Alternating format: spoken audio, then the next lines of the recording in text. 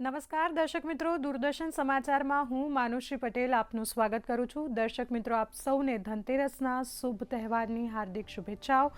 સાથે જ આ ન્યૂઝ બુલેટિનમાં આજે આપણે જોઈશું આંતરરાષ્ટ્રીય સમાચાર, રાષ્ટ્રીય સમાચાર અને પ્રાદેશિક સમાચાર, જેમાં આંતરરાષ્ટ્રીય સમાચારમાં નજર કરીશું કે પાકિસ્તાને અફઘાનિસ્તાન પર સીઝફાયરનું ઉલ્લંઘન કરેલું છે અને આ ઉલ્લંઘનમાં પાકિસ્તાનના હુમલામાં અફઘાનિસ્તાનના 17 લોકોના મોત થયા છે। તેના સમાચાર આપણે વિગતવાર જોઈશું। સાથે જોઈશું કે આજથી દિવાળીના તહેવારોની શરૂઆત થઈ ગઈ છે, જેમાં ધનતેરસ નિમિત્તે લોકો બજારમાં ખૂબ મોટા પ્રમાણમાં ખરીદી કરી રહ્યા છે।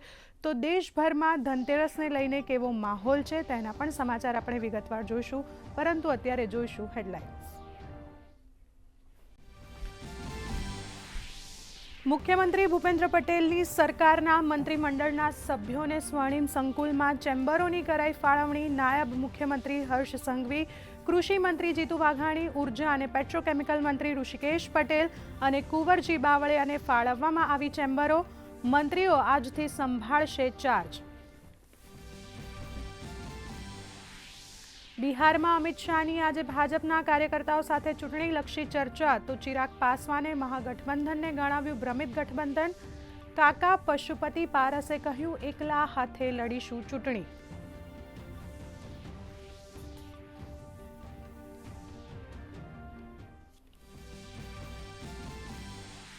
લખનૌમાં તૈયાર બ્રહ્મોસ મિસાઇલની પહેલી ખેપ આજે દેશને સમર્પિત કરશે સંરક્ષણ મંત્રી રાજનાથસિંહ। દુનિયાની સૌથી ઝડપી સુપરસોનિક ક્રૂઝ મિસાઇલ છે બ્રહ્મોસ।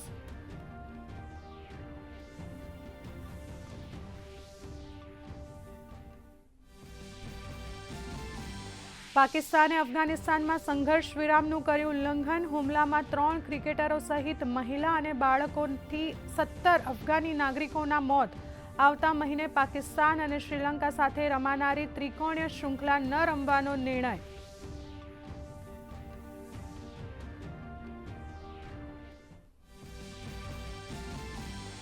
અમેરિકા સાથે નવા તબક્કાના વેપારની વાટાઘાટો વહેલામાં વહેલી તકે શરૂ કરવા માટે સંમત થયું ચીન। ટેરિફ વોરના લીધે બંને દેશો વચ્ચેના સંબંધોમાં તંગદિલી।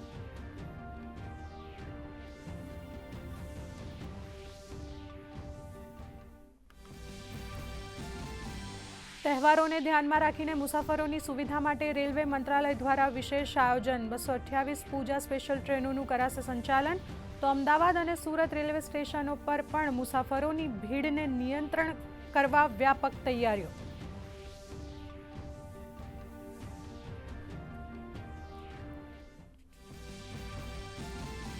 અને આજે ધનતેરસ સાથે શરૂ થયું ઉમંગ અને પ્રકાશનું પર્વ દીપોત્સવ। પ્રધાનમંત્રી નરેન્દ્ર મોદીએ ધનતેરસની નાગરિકોને શુભેચ્છા પાઠવી। બજારોમાં છવાઈ રોનક। જીએસટી રિફોર્મ બાદ ધૂમ ખરીદી કરી રહ્યા છે લોકો।